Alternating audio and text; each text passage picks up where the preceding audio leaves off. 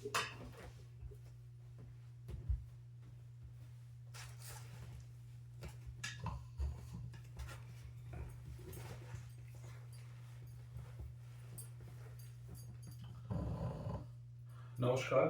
প্রিয় শ্রোতা বন্ধু, আজকে আমি উপস্থিত হয়েছি আপনাদের সামনে গীতা পাঠ করার জন্য। এই পর্যন্ত আমরা প্রথম অধ্যায়ের 25 শ্লোক অবধি পড়েছি। আজকে প্রথম অধ্যায়ের শ্লোক নম্বর 26 থেকে আমরা শুরু করব। আশা করি আপনাদের ভালো লাগবে। যথারীতি আমি আমার গুরুদেব শ্রী গুরু দত্তাত্রেয়ার আশীর্বাদ ও আজ্ঞা নিয়ে আমি আপনাদের সামনে গীতা পাঠ শুরু করছি। জয় শ্রী গুরু।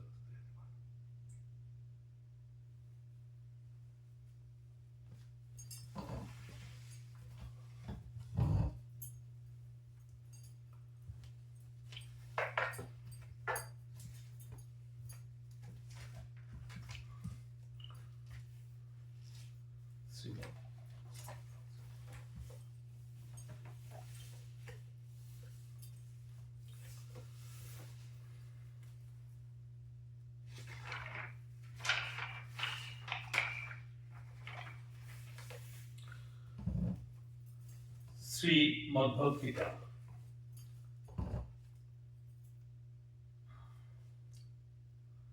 প্রথম অধ্যায় শ্লোক নম্বর 26। তত্তা পশ্যতিস্থতান পার্থ পিতৃনথ পিতামহান আচার্যাত্মা তুলা ভাতৃপুত্রান পৌত্রানংশখিস্ততা শ্বশুরান সুরদেবশ্চৈব সেনয়োরুময়োরপি।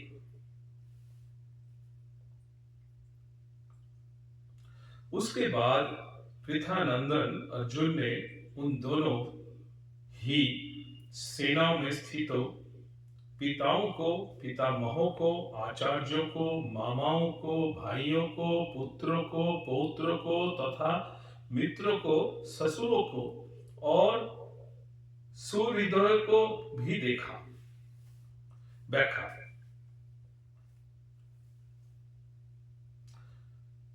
जब भगवान ने अर्जुन से कहा कि इस रणभूमि में इकट्ठे हुए कुरु वंशियों को देख, तब अर्जुन की दृष्टि दोनों सेनाओं में स्थित अपने कुटुंबिया पर गई।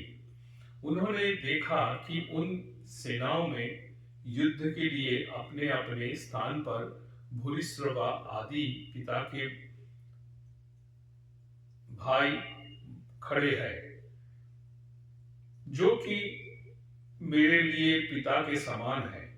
भीष्म, सौमदत्त आदि पितामह खड़े हैं। द्रोणों, कृपो आदि आचार्यों, विद्या पढ़ाने वाला और कुलगुरु खड़े हैं। पुरुजित, कुंतीभोज, शल्य, शकुनी आदि मामा खड़े हैं।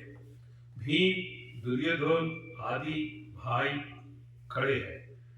अभिमन्यु, घटोत्कच, लक्ष्मण, दुर्योधन का पुत्र आदि मेरे और मेरे भाइयों के पुत्र खड़े हैं।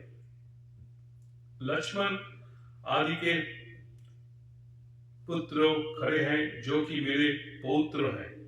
दुर्योधन के अश्वत्थामा आदि मित्र खड़े हैं और ऐसे ही अपने पक्ष के मित्र भी खड़े हैं। द्रुपद, शैव आदि ससुर खड़े हैं।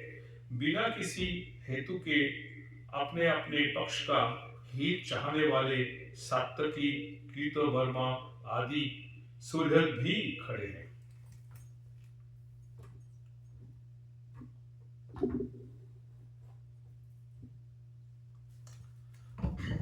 श्लोक नंबर 27। तांसो मी क्षंसो स कौन्तेयो सर्वान्नधुनो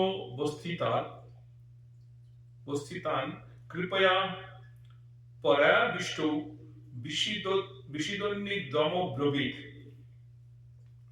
अपनी अपनी जगह पर स्थित उन संपूर्ण बांधवों को देखकर वे कुंती नंदन अर्जुन अत्यंत कायरता से युक्त होकर विषाद करते हुए ये वचन बोले।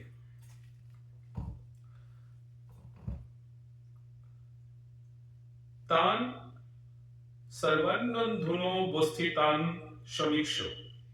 पूर्व श्लोक के अनुसार अर्जुन जिनको देख चुके हैं उनके अतिरिक्त अर्जुन ने बाहिक आदि प्रपितामहों दृष्टद्युम्नो शिखंडी सुरथ आदि साले जयद्रथ आदि बहनोई तथा अन्य कई संबंधियों को दोनों सेनाओं में स्थित देखा।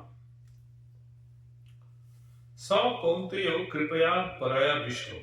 इन पदों में स कौन्तेयो कहने का तात्पर्य है कि माता कुंती ने जिनको युद्ध करने के लिए संदेश भेजा था और जिन्होंने शूरवीरता में आकर मेरे साथ दो हाथ करने वाले कौन है, ऐसे मुख्य योद्धाओं को देखने के लिए भगवान श्री कृष्ण को दोनों सेनाओं के बीच में रथ खड़े करने का आज्ञा दी थी।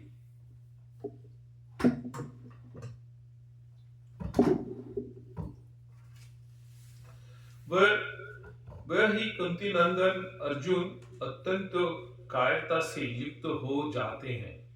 दोनों ही सेनाओं में जन्म के और विधा के संबंधी देखने से अर्जुन के मन में ये विचार आया कि युद्ध में चाहे इस पक्ष के लोग मरे चाहे उस पक्ष के लोग मरे, नुकसान हमारा ही होगा, कुल तो हमारा ही नष्ट होगा, संबंधी तो हमारे ही मारे जाएंगे। ऐसा विचार आने से अर्जुन की युद्ध की इच्छा तो मिट गई और भीतर में कायरता आ गई। इस कायरता को भगवान ने आगे कश्मलम तथा हृदय दौर्बलम कहा है और अर्जुन ने कापूर्ण दोषोपहम स्वभाव कहकर इसको स्वीकार भी किया है। अर्जुन कायरता से आविष्ट हुए हैं। कृपयाविष्ट इससे सिद्ध होता है कि ये कायरता पहले नहीं थी, प्रत्युत अभी आई है। अतः ये आगंतुक दोष है। आगंतुक होने से ये ठहरेगी नहीं, परंतु शूरवीरता अर्जुन में स्वाभाविक है, अतः वो तो रहेगी ही। अत्यंत कायरता क्या है? बिना किसी कारण निंदा, तिरस्कार, अपमान करने वाले, दुख देने वाले, बैरभाव रखने वाले, नाश करने की चेष्टा करने वाले, दुर्योधन, दुशासन, शकुनी आदि को अपने सामने युद्ध करने के लिए खड़े देखकर भी उनको मारने का विचार ना होना, उनका नाश करने का उद्योग ना करना, ये अत्यंत कायरता रूप दोष है। यह अर्जुन को कायरता रूप दोष ने ऐसा घेर लिया है कि जो अर्जुन आदि का अनिष्ट चाहने वाले और समय पर अनिष्ट करने का युद्ध करने वाले हैं, उन अधर्मियों पापियों पर भी अर्जुन को करुणा आ रही है और वो क्षत्रियों के कर्तव्य रूप अपने धर्म से च्युत हो रहे हैं।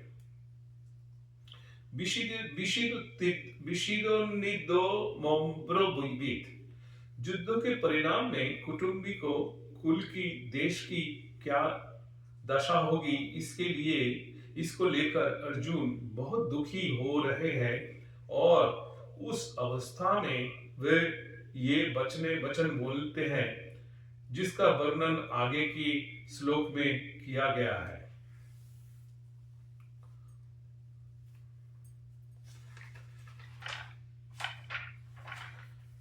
श्लोक नंबर 28, 29, 30 एक साथ। अर्जुन उवाच दृष्टमं स्वजनं कृष्णो ययुत्सं समुपस्थितं शीदन्ति मम गात्राणि मुखं च परिशुष्यति वेपथुश्च शरीरे मे रोमहर्षश्च जायते गाण्डीवं स्त्रंशते हस्तश्च कचैव परिदह्यते न च शक्रो भयवस्ततां तु भ्रमतीव च मे मनो। अर्जुन बोले, हे कृष्ण, युद्ध की इच्छा वाले इस कुटुंब समुदाय को आपने अपने उपस्थित देखकर मेरे अंग शिथिल हो रहे हैं और मुख सूख रहा है तथा मेरे शरीर में कपकपी आ रही है एवं रोंगटे खड़े हो रहे हैं। हाथ से गांडी धनुष गिर रहा है और त्वचा भी जल रही है। मेरा मन भ्रमित सा हो रहा है और मैं खड़े रहने में भी असमर्थ हो रहा हूं। दृष्टमं सजनं कृष्ण युयुक्तोषं समुपस्थितम्। अर्जुन को कृष्ण नाम बहुत प्रिय था। ये संबोधन गीता में 9 बार आया है। भगवान श्री कृष्ण के लिए दूसरा कोई संबोधन इतनी बार नहीं आया है। ऐसे ही भगवान को अर्जुन का पार्थ नाम बहुत प्यारा था, इसलिए भगवान और अर्जुन आपस की बोलचाल में ये नाम लिया करते थे और ये बात लोगों में भी प्रसिद्ध थी। इसी दृष्टि से संजय ने गीता के अंत में कृष्ण और पार्थ नाम का उल्लेख किया है। यत्र योगेश्वर कृष्ण यत्र धृतराष्ट्र में पहले समोवेता जुजुत्सव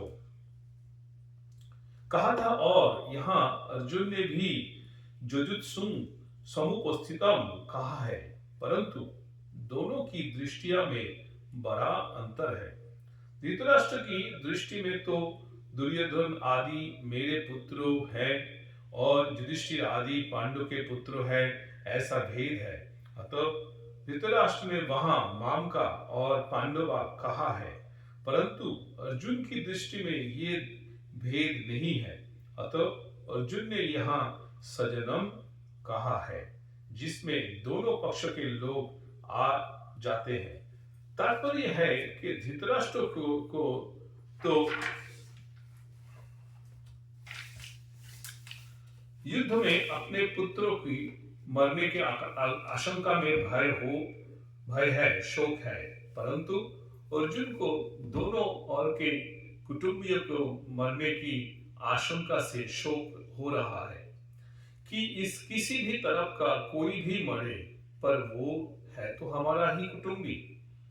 अब तक दृष्टा पद 3 बार आया है।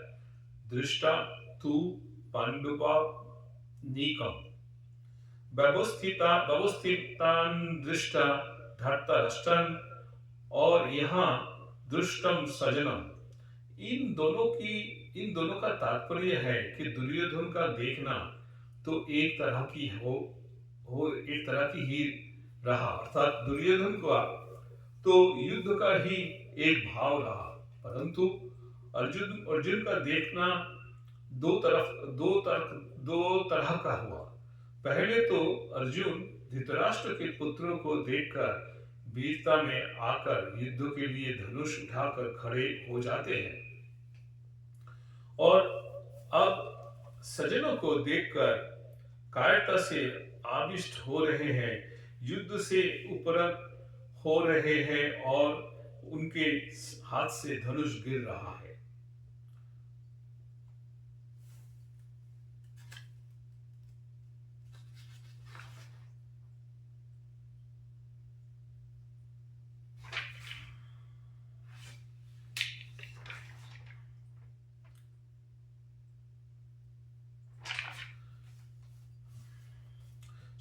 शीदन्ति मम गात्राणि मुखं च परिशुष्यति वेपथुश्च शरीरे मे रोमहर्षश्च जायते।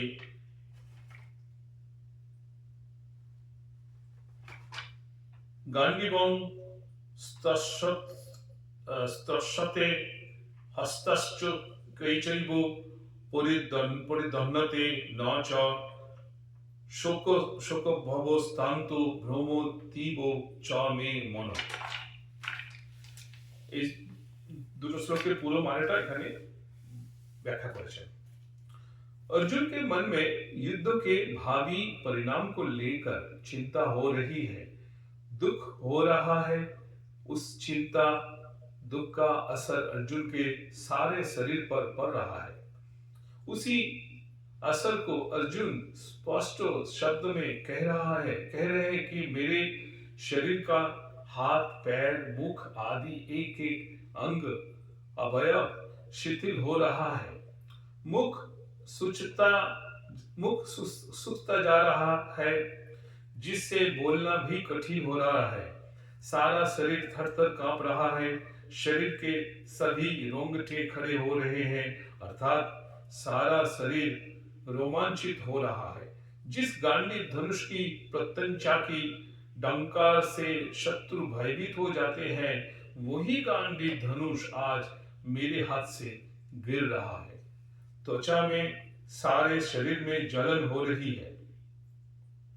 मेरा मन भ्रमित हो रहा है, अर्थात मेरे को क्या करना चाहिए ये भी नहीं सूझ रहा है।